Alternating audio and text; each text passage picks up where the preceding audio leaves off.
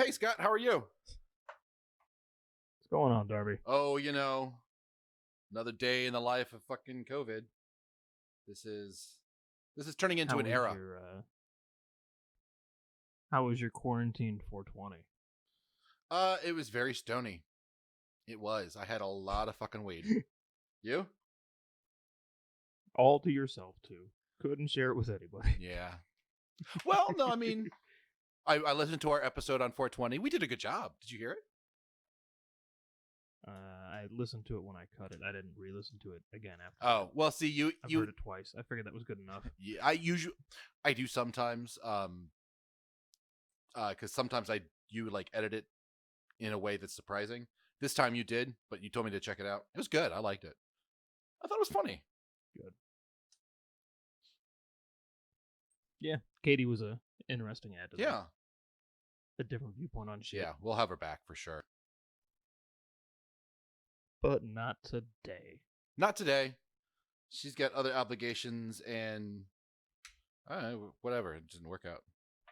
But we're here for you, Scott and Darby, in your little ear holes. Or your bigger ear holes if you're a fucking ear whore. Did you hear about old Iron Mike? I saw a headline the other day. I didn't click on the article, though. Something about him coming back. He is fucking coming back to boxing. You know why? I'm guessing somebody fucking finally turned him on to us, and he's coming back to whip your ass. well, it turns out that I wanted to know why, but we still have Tyke Myson's number. So we called in Tyke Myson, and he's here. What up, Scott? It's Tyke Myson here. I heard you podcast. I know it's different being on the podcast and hearing it later because you got that guys get to edit it, and you're a fucking asshole. So I'm gonna come back and I'm gonna train. I'm gonna beat the shit out of you. I'm gonna come by and I'm gonna drink your kids. Yes, I said drink your kids because what's more terrifying than a man coming and beating your ass and then sucking your dick?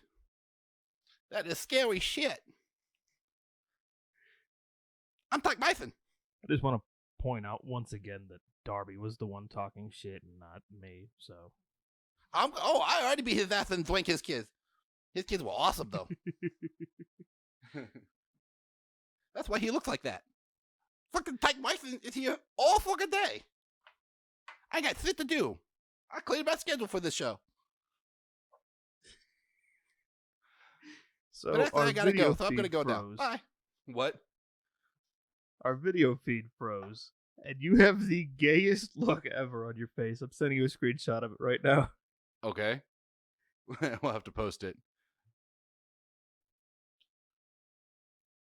Was it... Okay. There it is. Let's see.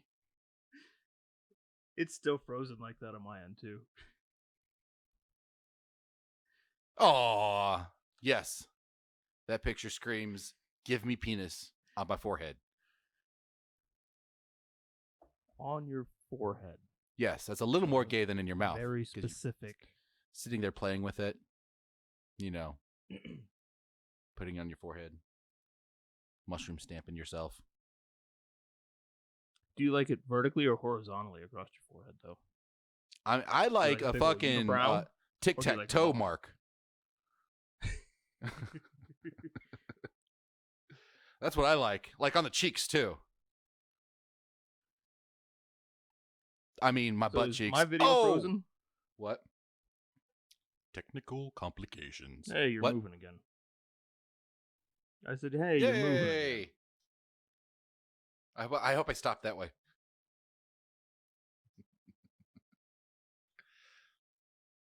Okay. Are you ready to get back into this?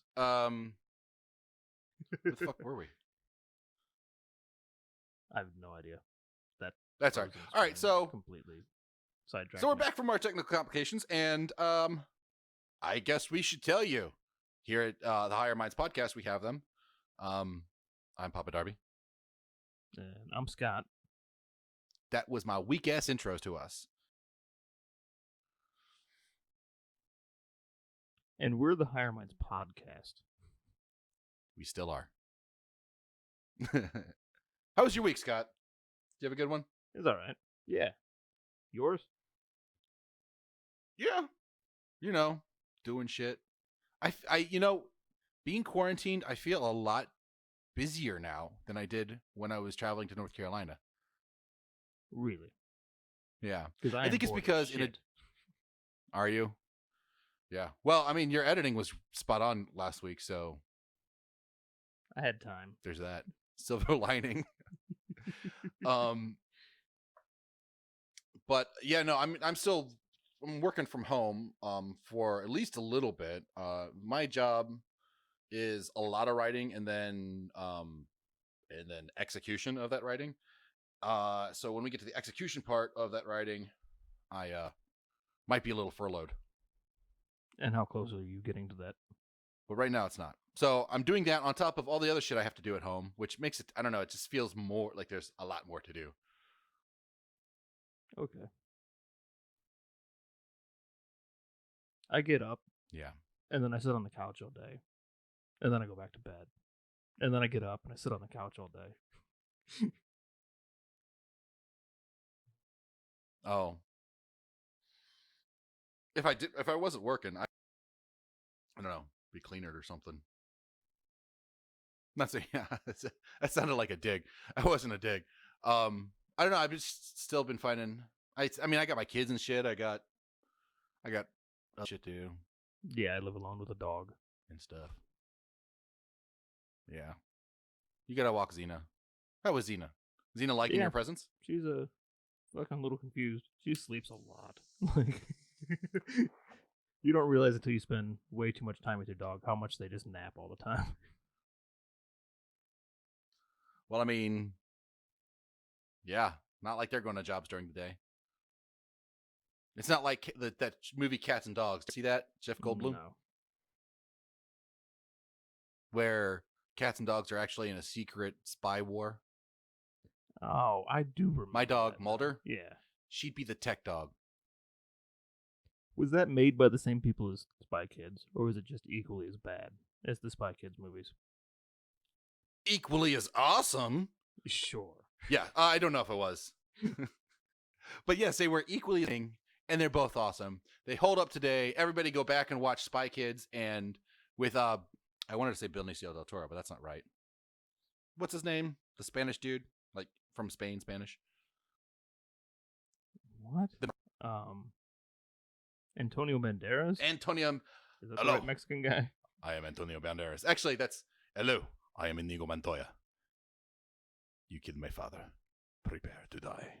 That's Mandy Patinkin as Inigo Montoya.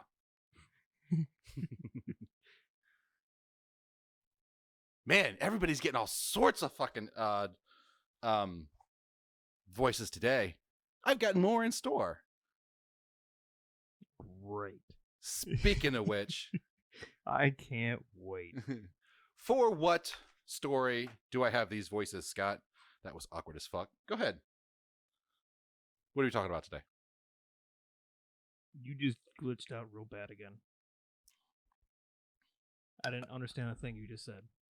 Okay. Well, it'll be edited and it'll sound fine on my end. I asked, what are we talking about today? Oh, today we're talking about the Battle of Athens. And I kind of want to. Kind of fell into ass backwards this week. So, what'd you say? I said we kind of fell ass backwards into that one this week. Yeah, I was about to say we kind of. We landed on this topic. The landing of this topic was a bit of an evolution. Like, we were going to do hero criminals or criminal heroes or whatever. You know, people who are in trouble with the law are actual heroes to the people. We've done a couple of that kind of things, but we were going to do something more general this time. But Scott found this fucking gem. Good guys kind of thing. What? Bad guys that are good guys kind of thing. Yeah.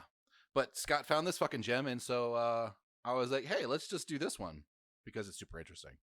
And then he agreed. And all was right with the world. Or at least here at Higher Minds Podcast. At the Higher Minds Podcast studios. that like a 7-Eleven Avengers cup? It's a fucking movie, What the fuck? Guardians It's of the huge. Galaxy cup. I got it at the theater. It's fucking as big as your head. Yeah, it is. Ah! That must suck. I just yanked the fucking ear thing out of my ear hole. And fucking shook the phone.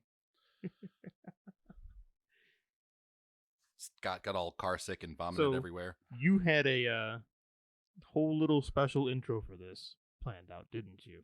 I did, and I posted it, so everybody by now has probably, well, I don't know how much everybody is, but lots of people probably now has already seen it, I'm sure.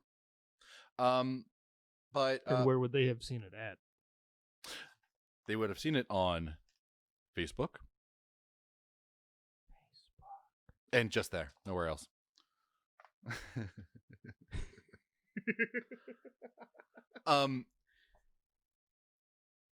So I want to cite my sources real quick. On YouTube, I found a video called "The Battle of Athens: Restoring the Rule of Law," and of course, Wikipedia. And those are my two main sources. There's some shit here and there too, but not worth really citing because I didn't really. It was more for background knowledge than what I wrote down.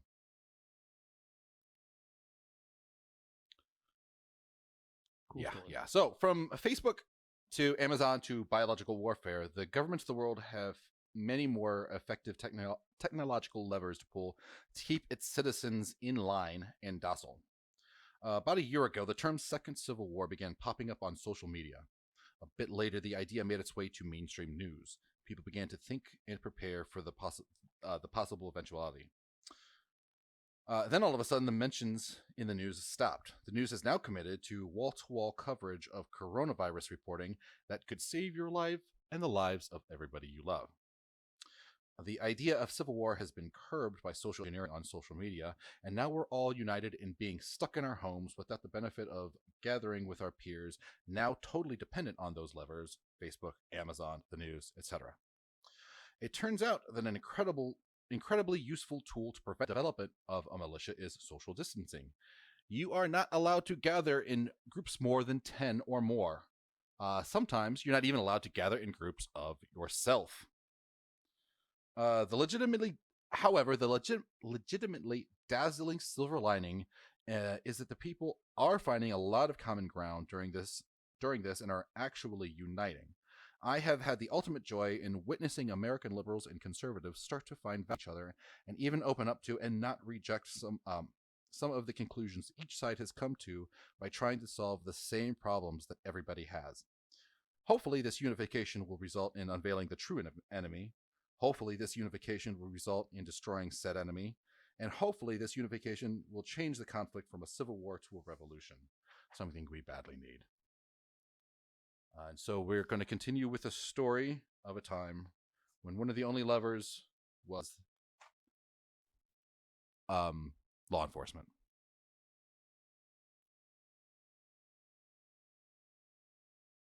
I think it's adorable that you take the time to write out shit like that. I'm a writer. That's what I do.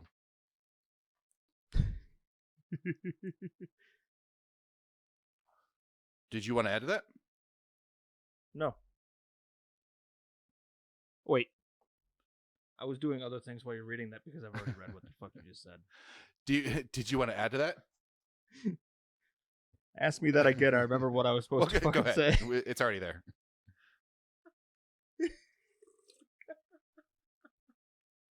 Yes, with you talking about cutting down groups of people that are allowed to meet places and everything. You sent me that earlier, and it reminded me of how they cut down on groups of people meeting prior to the American Revolution. Fucking redcoats. Fucking redcoats. So, thus begins the story of the Battle of Athens. It's McGinn County, Tennessee in the 1930s. A wealthy family, the Cantrells, have taken control of the county political machine in the 30s. Side note, I could not ascertain whether or not there was any relation to Jerry Cantrell. You know Jerry Cantrell?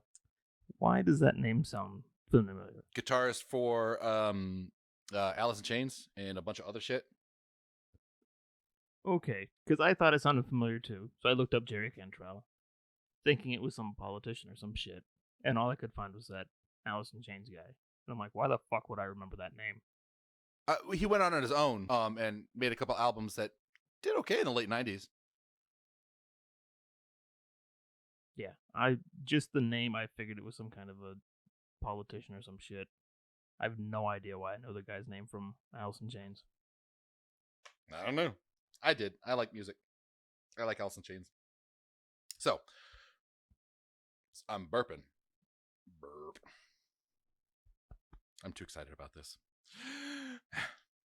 Paul Cantrell, who came from this family of money and influence in nearby Etowah, tied this campaign closely to the popularity of the Roosevelt administration and rode FDR's coattails over his Republican opponent in what became known as the vote grab of 1936, which delivered McKean County, Tennessee's Crump Machine. I don't know what Crump Machine. Did you find out what Crump Machine is? It's referenced a few times. It's the Cantrell. Is that just the name of the I guess it's machine? the Cantrells, that family, and along with a guy named Pat Mansfield. I guess it was their what they called their organization or some shit. Huh? Crump Machine sounds a little like Trump Machine. So. Yeah. Jerry Cantrell, Paul Cantrell, Crump, Trump. You see the connection there? Uh-huh. Paul Cantrell. You're more stoned than I am, apparently. I don't know. Paul Cantrell was elected county sheriff in 1936, 1938, and 1940. In 1942 and 1944, he was elected to state senate, while his chief deputy, Pat Mansfield, was elected county sheriff. My grandmother's maiden name is Mansfield. I wonder if there's any relation there. I don't know why I didn't look at that up. Citizens of McKean County had long been concerned about political corruption and possible election fraud, though some of the complaints, especially at first, may have been partisan carping. The U.S. Department of Justice had investigated allegations of electoral fraud in 1940, 1942, and 1944, but had not taken action. That's similar to what's been happening in the last few federal elections as well. And how so? It seems to be before we were doing this, you had made a mention of how this particular issue has shaped the way that America has done elections going forward. And that particular kind of issue seems to be another one of those echoes.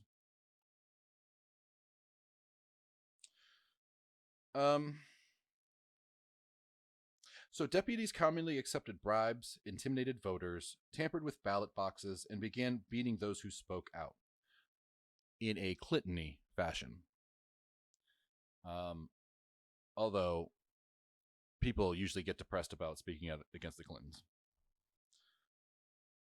The sheriff's department falsely ticketed and arrested individuals to obtain finances for personal and political purposes. A state law enacted in 1941 reduced local political opposition to Crump's officials by reducing the number of voting precincts from 23 to 12 and reducing the number of justices of the peace from 14 to 7, including the 4 Cantrell men, quote unquote. The sheriff and his deputies were paid under a fee system whereby they received money for every person they booked, incarcerated, and released, much like the prison industrial complex now. The more arrests, the more money they made. Because of this fee system, there was extensive fee grabbing from tourists and travelers. Buses passing through the county were often pulled over, and the passengers were randomly ticketed for drunkenness, whether guilty or not. Between 1936 and 1946, these fees amounted to almost $300,000. It was well known that the local political bosses were also just as corrupt. I did the math on that. Yeah. That's about $4 to $5.5 million in today's money. And that sounds like a reasonable goal for somebody like that to get. Like, if a sheriff was going to do that now in today somewhere, that's the kind of numbers that I would expect to hear too. Or those are the kind of numbers I would expect to hear from that too. Yeah, on the low end nowadays. Like a Things small only town get worse. Tennessee, that sounds about right. Like a larger, like LA County or some shit, yeah, that's 4 million's on the low end. Yeah, you're right. Small town Tennessee, that sounds about right. Where was I? Okay. While the machine controlled the law enforcement, its control also extended to newspapers and schools. When asked if the local newspaper, the Daily Post Athenian, supported the GI's veteran Bill White, replied, "No, they didn't help us none." White elaborated, "Mansfield had complete control of everything, schools and everything else. You couldn't even get hired as a school teacher without their okay or any other job." Why does he sound like Batman? He's a badass Batman. This motherfucker's a vet. World War II veteran returning to their home county were outraged by the tyrannical establishment. McKean County had around 3,000 returning military veterans, constituting almost 10% of the county population. Some of the returning veterans resolved to challenge Cantrell's political control by fielding their own nonpartisan candidates and working for a fraud-free election. A meeting was called in May. Veteran ID was required for admission. A nonpartisan slate of candidates was selected. During the 1946 elections, veterans feel... I already said that. Okay. Bill White described the veterans' motivation. "There were several beer joints and honky-tonks around Athens. We were pretty wild.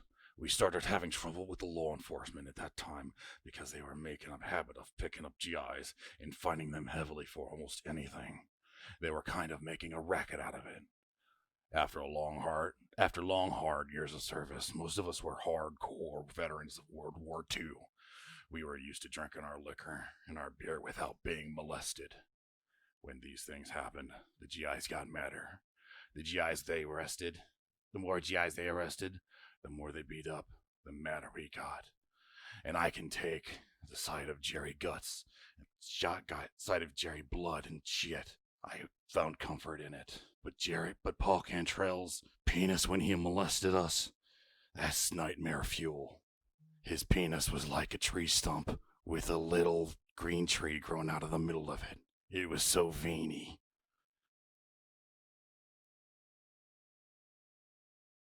Because he molested him. Yeah, you're froze up again. I have no idea. Oh, fuck.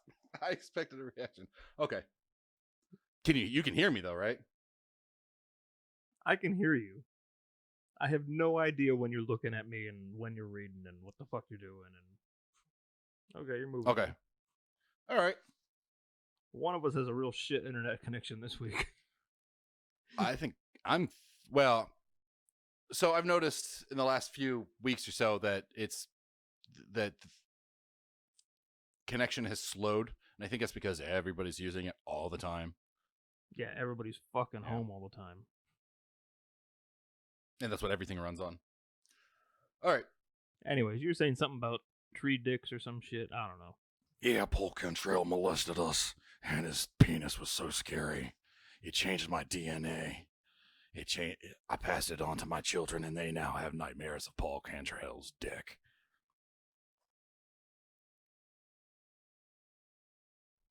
Paul Cantrell was again running for sheriff. The current sheriff, Pat Mansfield, sought the state senate. Well aware of the methods of Sheriff Mansfield and his thugs, the League organized a counterpoise. A fighting bunch was organized by Bill White to keep the thugs from beating up GIs and keep them from taking the election. White created this organization carefully. He later recalled, "I got out. I started organizing with a bunch of GIs. Well spirits. I learned that you get the poor boys out of poor families and the ones that have frontline warriors that's done fighting and didn't care to bust a cap on you. I learned to do that. So that's what I picked. I had 30 men.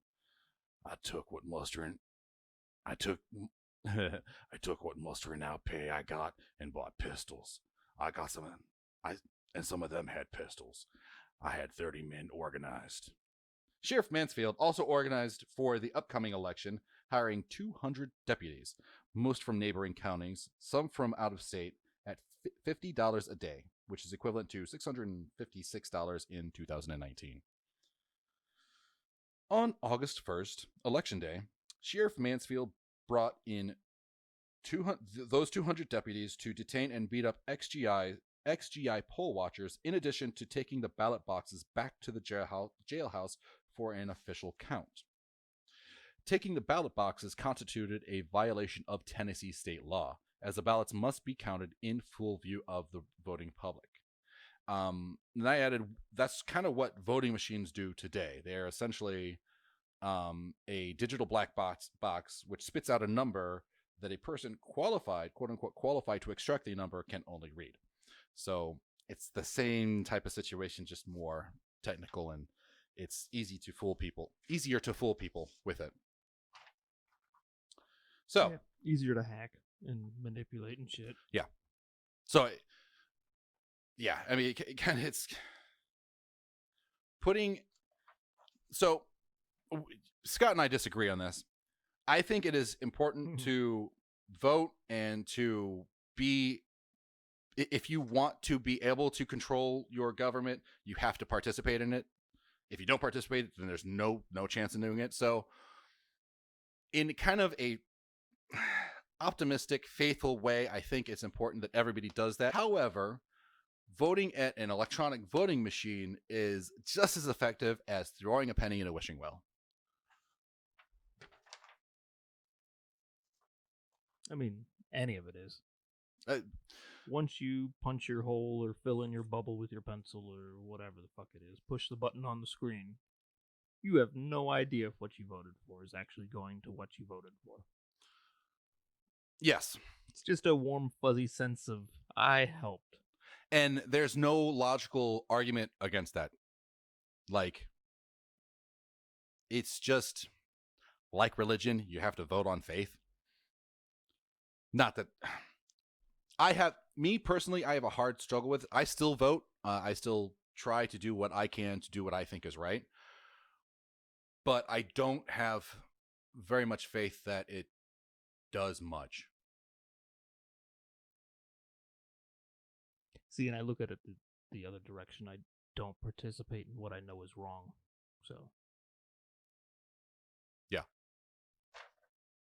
Okay. So let's talk about one particular polling place, the Waterworks polling place. You know this one, right? Don't they have their own square on Monopoly? Yeah. People all got their Monopoly boards out. Waterworks polling place. Polls for the county election opened August 1st, 1946. Normally, there were about 15 patrolmen on duty for the precincts, but about 200 armed deputies, like I said before, were on patrol for the election, with many of these reinforcements from other counties and states, like I also said. In Etowah, a GI poll watcher requested a ballot box to be opened and certified as empty. Although he was allowed by law to make the request, he was arrested. In Athens, Walter Ellis protested irregularities in the election and was similarly arrested and charged with a federal offense. Around 3 p.m. local time, C.M. Windy Wise, a patrolman, prevented an elderly African-American farmer, Tom Gillespie, from casting his ballot at the Athens Waterworks polling place.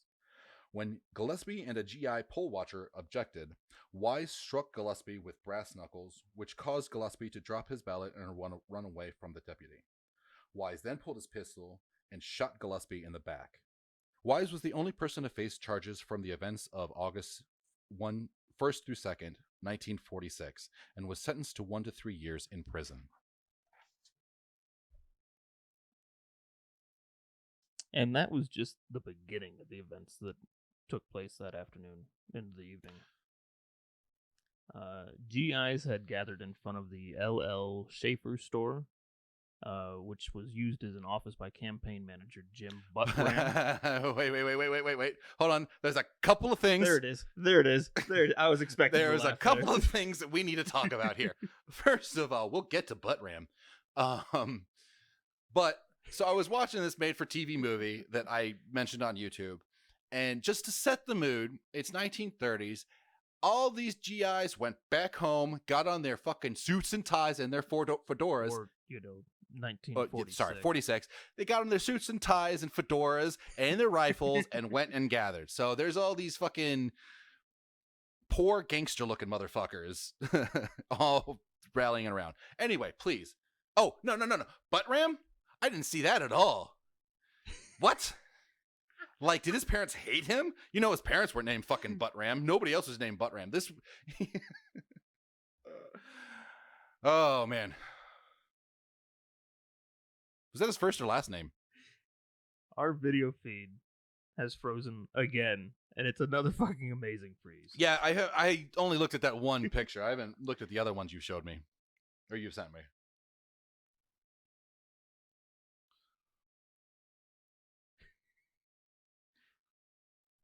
Yeah, this video chat might be completely worthless today. So, like, so what was this Butt Ram's guy's job? What did he do?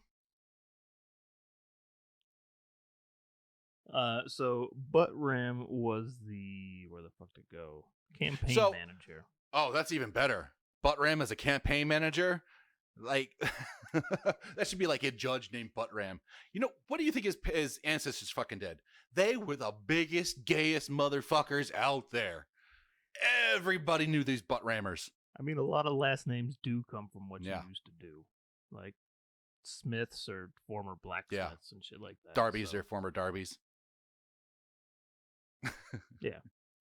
Like, Ericksons are the son of Eric. So Butt Rams were fucking gay as shit. And that's all right. Imagine. Be gay. Be proud. This guy obviously was. He loved Butt Ram. But you know what? Who doesn't love a good Butt Ram? Who doesn't love a bad Butt Ram? Cantrell definitely loved a bad Butt Ram. All right, do you got the butt ramming out of your With his system now? penis that looked like a tree stump. What? Do you got the butt ramming out of your system With now? Oh, no. That's going to last for years. But please continue. So, Butt Ram had telegraphed Governor Butt McCoy Ram. in Nashville and U.S. Attorney General Tom Clark asking for help in ensuring a lawful election. He received no response from both of them, though. When the group of veterans learned that the Sheriff Mansfield had sent armed guards to all polling places, they convened at the S&K garage where they decided to arm themselves. Sheriff Mansfield arrived at the waterworks polling place and ordered the poll closed. Wise and Nell, the deputies inside the waterworks, took Charles Scott and Ed Vestal hostage. They were the poll workers at that location. But Ram loved working the pole. There's a few different versions of what happened next. One version says that Scott and Vestal jumped through a glass window and fled to safety within the crowd, while Weiss followed behind them. Another version says there were guns drawn and a confrontation between Jim Butt Ram, who was accompanied by Scott's father, and Sheriff Mansfield. And a third story says that when Neil Eisminger from the Daily Post Athenan showed up to get a vote count, his entrance caused a distraction that allowed Scott and Vestal to break through the door and escape. What I wouldn't give to go back in time, stand there and yell at people, Butt Ram's company gets ya.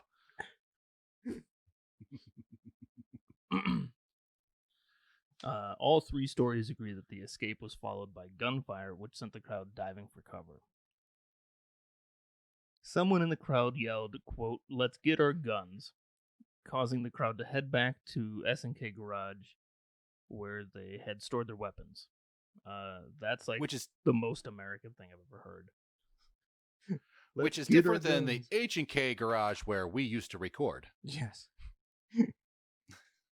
Yeah. So these guys, they kicked Hitler's ass, they kicked the Emperor of Japan's ass, and now they're gonna go kick their own sheriff's fucking ass. This is like the epitome of veterans fought for your freedom. Oh, you're right. Actually, You're fucking right. That's I usually am. I.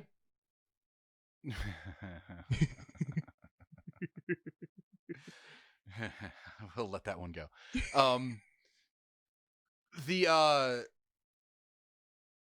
This is at the very end an extremely inspiring story. It's got everything. It's got protecting veterans, fighting for your rights. It's got fucking this. I was protecting a poor old black farmer and protecting his right to vote. Like Yeah. in fucking Tennessee, backwoods fucking Tennessee. That's when I read that, I completely lit up. I'm a lot more sensitive to the whole racial aspect of it, but this is one of those positive stories. And for the record, which party was it that was trying to suppress the black man from voting? Oh, it was the Dems, but yes. Yeah. Everybody forgets But those parties, they were the ones. it's that well tried to stop established all that shit. those parties' ideologies have completely flip-flopped. Sure, like- let's go with that. Lincoln would not be a Republican today. Like, But JFK would be.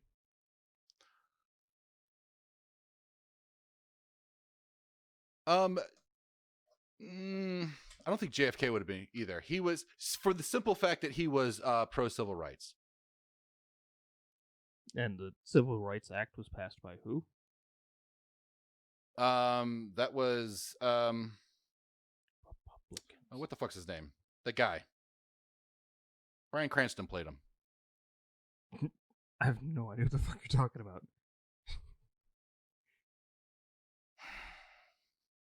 I forget can his name. picture him and Malcolm in the Middle and that Breaking Bad show, and that's it. That's Nixon's Bryan guy. Cranston's entire career. Oh no. It's the guy after his vice. Who the fuck was his vice? Who passed all the civil rights shit? Nixon's Lady vice Bird. president? Wasn't it JFK's Ford? vice. No, JFK's vice. Lyndon What the fuck Johnson. are you Johnson. talking about? Lyndon B. Johnson. Are you trying to tell me that Lyndon B. Johnson was pro civil rights? I'm telling you that he Because I passed have all a the. quote that will fucking crush that shit. But his bills and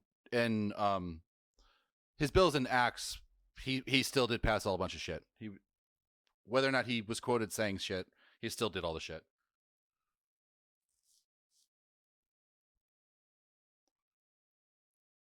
But I've heard that quote too.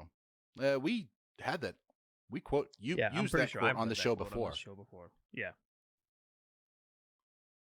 He still passed all the civil rights acts. Ish. Go back and I look mean, he at did. how the parties voted on the Civil Rights Act. Well, It passed back with like near unanimous Republican support, and I don't think a single Democrat voted to pass the Civil Rights Act. This is an entirely different episode, though. anyway, yeah, let's continue with the thing. I need to look more into that to have an actual conversation about it, honestly. I know I've seen the movies, but I didn't look it up. I don't know. Yeah. The Democrats pushed against the Civil Rights Act tooth and nail. Well, it was the southern states that were mostly Democrat too. Like Yeah. Republicans have always You been know, about the ones with Jim Crow laws and shit. which Yeah, aren't those that way now. Like that's obviously backwards now, whether or not they were then. Okay. I mean, it is. Obama was a Democrat. That's obviously backwards.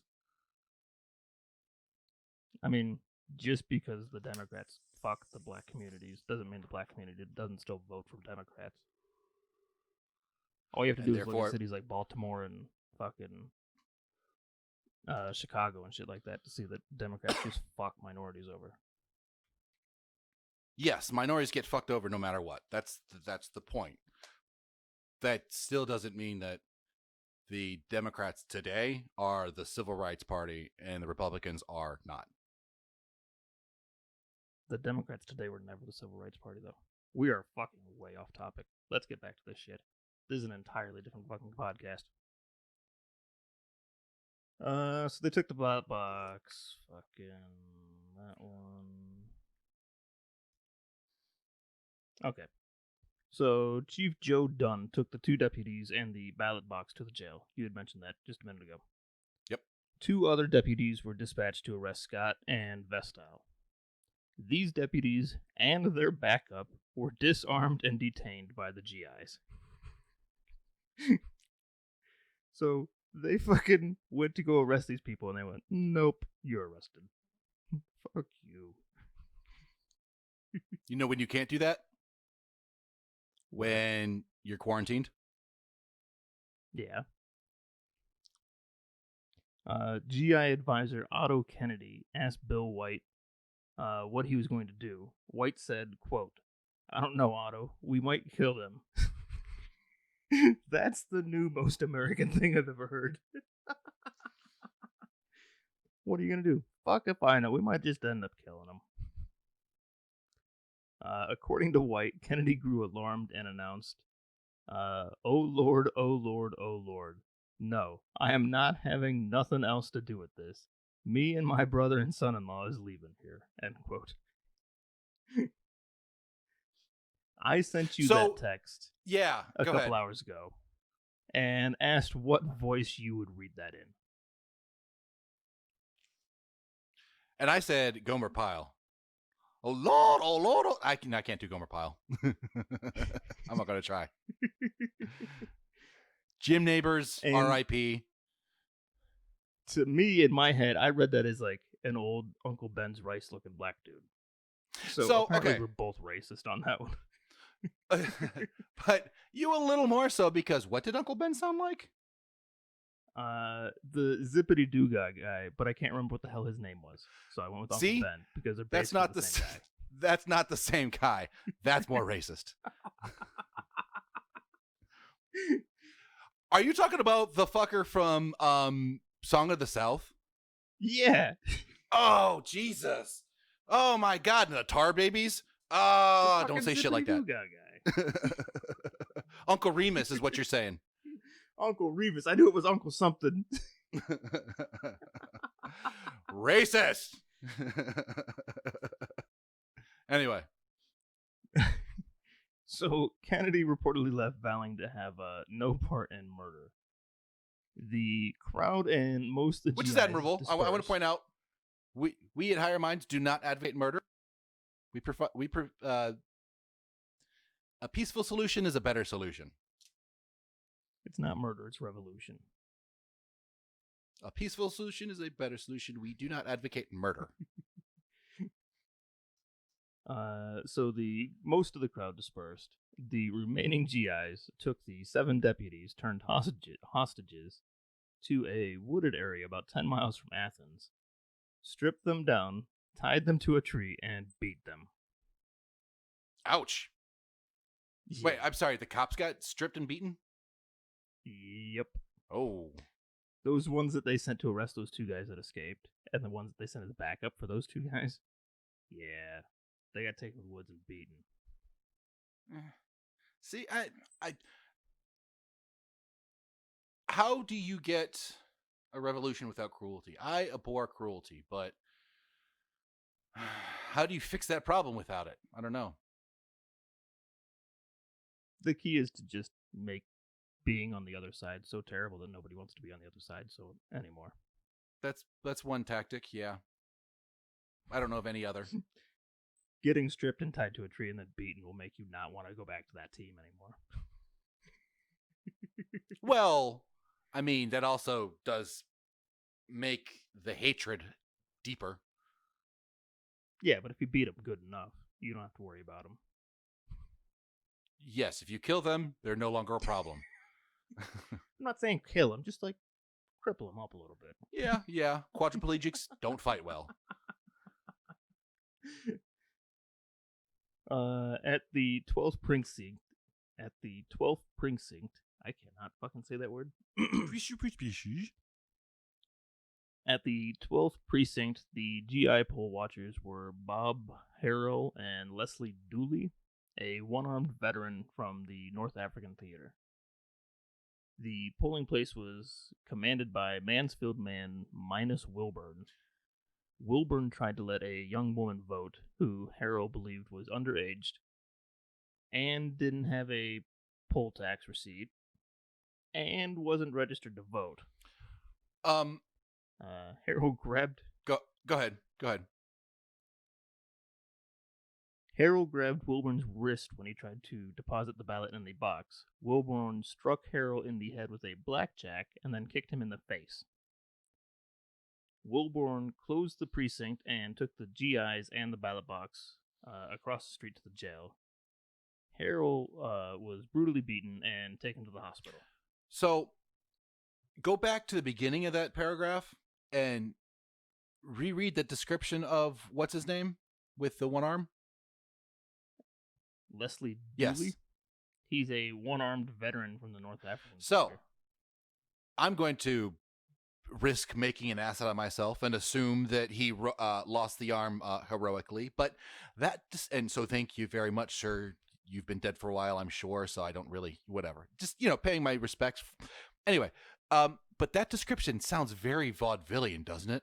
Like he's going to get on stage with a little hat and do a little tap dance and shit. The one-armed guy from the African theater. I don't think it's like a stage theater. I think it's more like a theater. Oh, yeah. No, totally. There was death and destruction, blood and guts and brains and shit. Yes, it was horrible. But still, there was a little tap dancing. The documentary I was talking about a couple weeks ago with the Ark of the Covenant. Nope, that was never mind. Scratch that. Yeah, okay. Wrong documentary.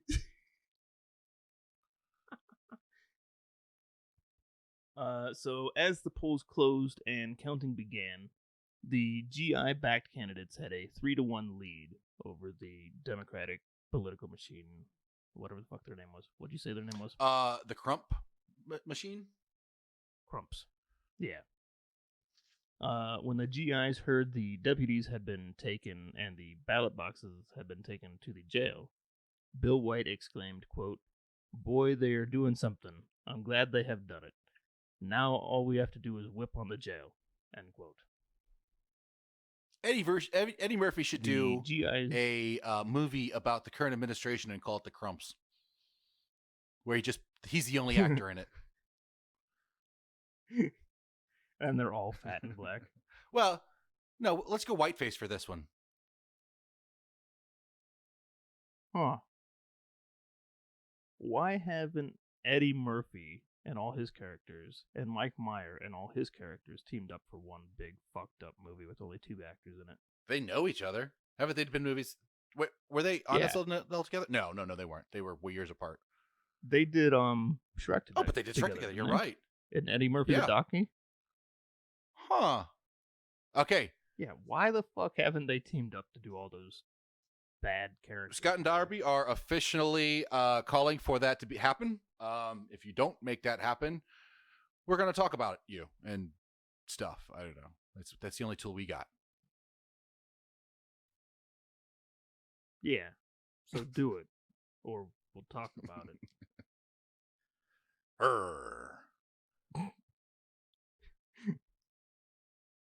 So the GIs recognized that Cantrell would likely receive reinforcements in the morning, so the GIs felt the need to act quickly. By 9 p.m., Paul Cantrell, Pat Mansfield, George Woods, who was Speaker of the House and Speaker of the House of Representatives, and Secretary of the McMinn County Election Commission, along with about 50 deputies, were inside of the jail, allegedly rummaging through the ballot boxes and tampering with the votes.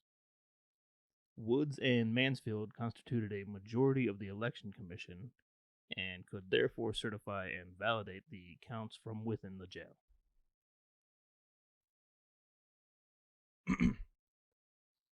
Estimates on the number of veterans besieging the jail vary from several hundred to as high as 2,000 veterans. Bill White had at least 60 under his own command. White split his group with Buck Landers, taking up a tactical position on the bank overlooking the jail, while White took the rest of the veterans to the post office. Buck Landers' ancestors were spaceship fighters. Sure. In a galaxy Yes. far, far away, Yeah. long, long ago. Bucklanders.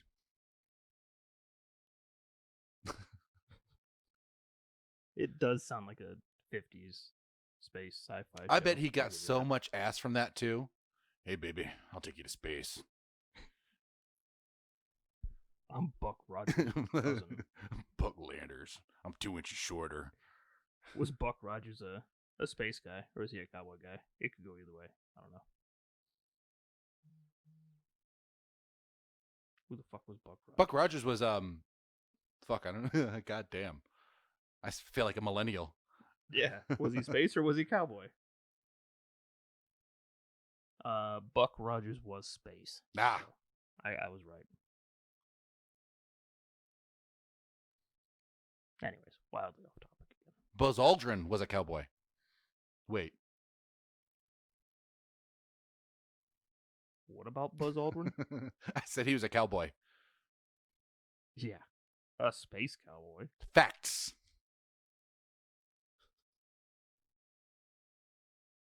Egerton and Williams recall that when the men reached the jail, it was barricaded and manned by 55 deputies. The veterans demanded the ballot boxes, but were refused.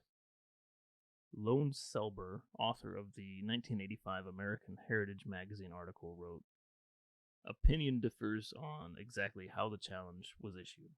White says he was the one to call it out. Quote, would you damn bastards bring out those damn ballot boxes out here? Would you damn bastards bring out those or- damn ballot boxes? Or we are going to siege against the jail and blow it down." And we're gonna siege against the trail and blow it down. Yeah. He said that at the end, but they didn't know how to Moments spell it, later- so they didn't write it down. They didn't have comic books like with the shit. No, they did. This is the 40s. They Yeah, sure yeah. had comic books back then. Moments later, the night exploded in automatic weapons fire, punctuated by shotgun blasts. Quote, I fired the first shot, White claimed.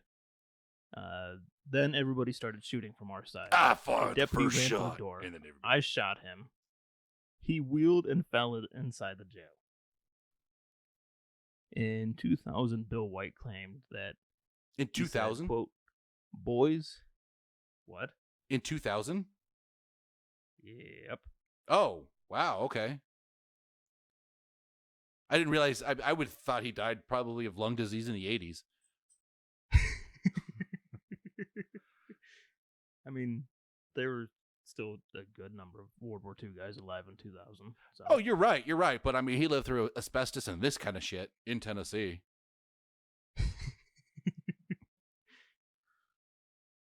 In 2000, Bill White claimed, he said, quote, boys, I'm going to tell them to bring that ballot box out here. And if they don't, we're going to open up on them. I hollered in there. I said, you damn thief grabbers, bring us them damn ballot boxes out here. Out of there. It is hard to read in Southern sometimes. You damn thief grabbers, bring them damn ballot boxes out here. That's not Southern. But that's World War II. That's just vet. what I said. He didn't make a move down there. And finally one of them said, by God, I heard a bolt click. Down there, one of them grabbers did. You know, they started scattering around. And I had a pistol in my belt with a shotgun. I had a shotgun and a rifle. And I pulled the pistol out of, and I started to fire down there at them. It sounds like fucking Joe Biden wrote that sentence. That sentence does not fucking make any goddamn sense to me. I mean, no, it does sound broken, but I mean, I followed it. I knew what happened. Well, when I did that, all that whole line up there started firing down there, in there. A lot of them got in the jail. Some of them didn't. Some of them got shot laying outside, and the battle started. End quote. That's like one giant run-on sentence, the way it's written in this quote. I am going to enroll you in the Darby School of Bad Impersonation. Yeah, I don't think so, Tim. And you're gonna be doing quotes like this. Yeah, you gotta curl your lips like that. Make mouth really small. Yeah. I'll just start emailing off the quotes to you and give you like the Darby. Give me quote number 3. We can do that.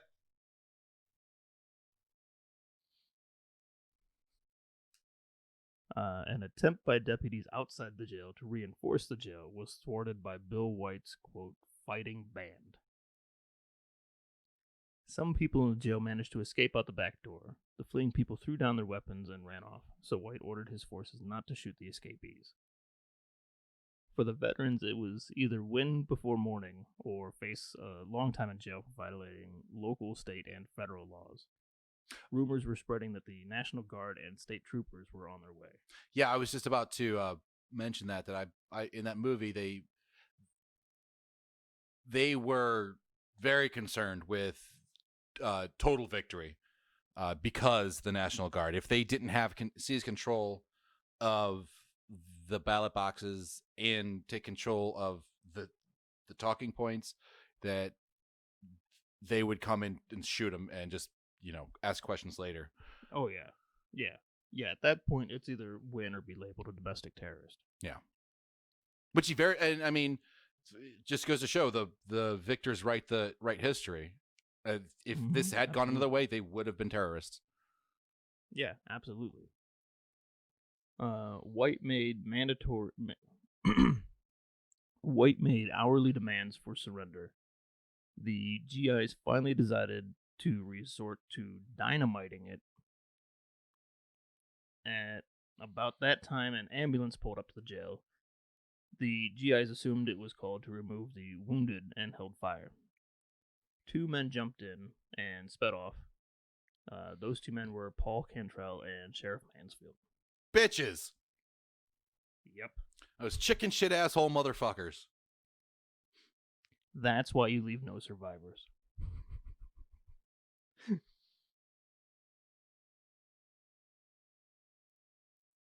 Then the dynamite was deployed. Bill White said, quote, "We'd put 2 or 3 sticks of dynamite together and tape it together and put a cap in there and a fuse. And we'd rear back and throw them. Well, we couldn't get them all the way there to the jail, but we got them under them cars. They'd blow them cars up in the air and turn them over and land them back on the top. Several cars down there were blowing up."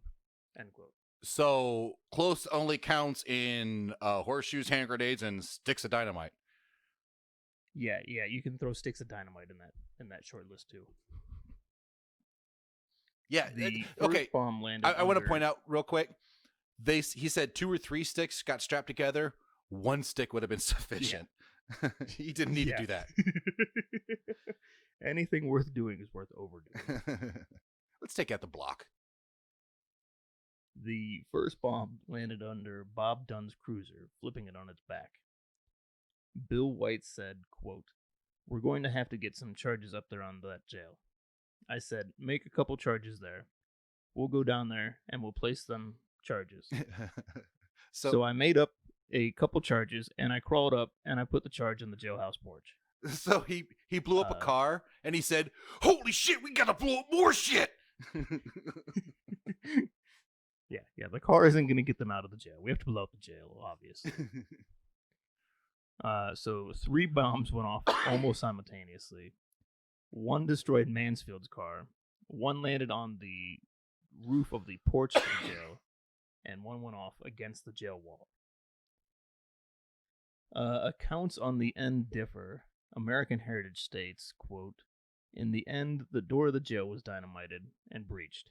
The barricaded deputies, some with injuries, surrendered, and the ballot boxes were recovered." I have here, this is from their Wikipedia, the number of people on each side of this thing. There were 200 deputies originally, like you stated at the beginning. Between them, they had 1 Thompson submachine gun and just issued service revolvers. Oh, really? The cops? Veterans Yeah, that was the cops. The veterans had actively shooting and shit like that. Estimated between 30 and 60. Of those 30 to 60, they had 1 or 2 submachine guns, 3 M1 Garand rifles, Ooh. 5 M1911 pistols, and 24 to 60 M1917 Enfield rifles. Oh man, that had him in a cool looking box. On top of that, they also had Molotov cocktails and dynamite. God damn, I love America. But I mean, the cops could have just made Molotov cocktails. They're not hard. Gasoline in a No, bottle they're not hard. and cloth. But the veterans came prepared. They had them already there. Yeah. Okay. Yeah. Fair enough. You don't want to come unloaded, I guess. Under the casualties and losses section on Wikipedia, for the veterans, some injuries, no fatalities. For the cops and the deputies and all them, many injuries, some severe, no fatalities. So, wait, how many veterans handed them their asses on this one? Yeah. That sounds like the do you remember the First Gulf War, the Powell Doctrine? The Not really. I was a kid during the first Gulf War. What was it? Something in frightening and overwhelming force or something like that. Just kind of bomb them, throw everything you have at them at once. Oh. And yeah, I know what you're talking about. I can't remember the term, but I know what you're talking about. Just throw everything you have at them at once and fucking chop it off, nip it in the bud, basically, is what he's saying. Mm-hmm. Yeah. When driven to force, use overwhelming force. Shocking and overwhelming is what it's called? I forget. Look it up. It's called the Powell Doctrine. I don't know. Yeah.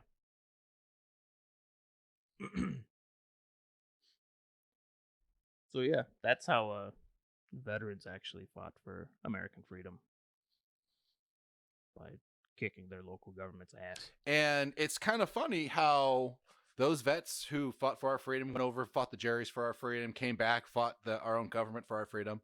Then that government took those Jerry's that we beat and installed them into high levels of government where they could go and flourish and grow their families, have multiple branches of their families in government and in powerful positions in American culture, so that they now control what's going on today. Yeah, that's that whole Operation Paperclip thing. Yeah. Sad. We talked about that in our Nazi episode. Yeah. And it's crazy how you think about the circular logic of all of that, how we went over there, fought them because they're evil, and then we just bring them back over against what we were doing over there, and like literally give them power and money and influence over being a lot. Being evil isn't bad, as long as you're being evil for our side. Which is, I wholeheartedly disagree with, but yes, I understand that. Oh, no, I'm not saying that that's what I believe. No, that's what we did. No, I know. No, I know it's... We as in the U.S. I just want it on record that I disagree with that. That we disagree with that. Yeah. Nazis are bad. I don't care what we could learn from them.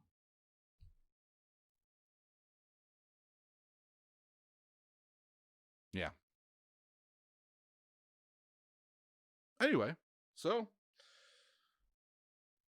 is that what we got? Yeah. So the GI party won the election because it was kept legitimate. So forcefully. Moral of the story: sometimes violence is the answer. I have no idea what my shit's is it? Again. I have no idea what the fuck it's doing. Call me back. Keep it rolling. Oh, it's been frozen for a while. That whole time I was reading, it was frozen.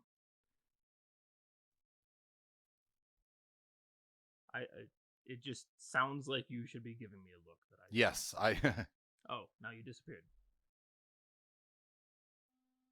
Yes, I was giving you a look. Yeah, I could tell like by the sound of things that you were giving me a look, but I can't Yeah. fucking see that. Can you now? Is it clear? I get between like 30 seconds to 3 minutes before you freeze up and make a stupid face. Do you want to restart your phone? No, we're done. Okay, well, let's wind out then. So yeah, that's all we got, Scott. Yeah, It was that's a about good story. wraps it up. Good lesson. Sometimes violence is the solution. Sure. Yeah, I'm not going to hold on to that one. I'm actually going to cut out all of what I just said. I'm not going to respond. Okay. Okay. Yeah. And motherfucker. See, that's why I didn't respond Okay. to this shit. That's all right. You can hear me. I can see you too. Yeah. Just fine. It's weird that I'm not freezing up on your end. It's just you on mine. Yeah. That's why I think it's your phone. But if I'm outputting video fine, I'm just not getting video fine. Who knows? This is shit beyond my fucking pay grade. Yeah, I don't know either. So, that was a good story, good lessons. If they want to tell us about how awesome those lessons were, where would they do that? We can be reached at Facebook, Instagram, Twitter. We can be emailed directly at highermindspodcast.com. Talk to us at highermindspodcast.com. And Gmail. all episodes can be found at highermindspodcast.com. highermindspodcast@gmail.com. I don't know which. You said that in. Yeah, I fucked that up. Yeah, you can email us at highermindspodcast@gmail.com. Yeah. Or you can fucking listen to our shit at highermindspodcast.com. Yes. All of that I got some stuff. good wax. I've been a little off all episode. Yeah, this connection. I don't know. Whatever. But still, good story. Anyway, Between so the connection and me being a little bit too stoned, this was not our smoothest episode, I don't think. I think it was beautiful. We'll edit it so it's great. You've got time. You're good at that. It'll be less shitty. It'll hurt a little bit. Just know that whatever you're listening to now is way better than how it started. Yeah. I don't know how we're going to deal with those cutouts. We might mention them, we might not. But yeah, we cut out a couple of times and had to restart. Anyway. All right. But this has been the Higher Minds podcast. It has. I'm Scott. I'm Papa Darby. Deuces. Deuces.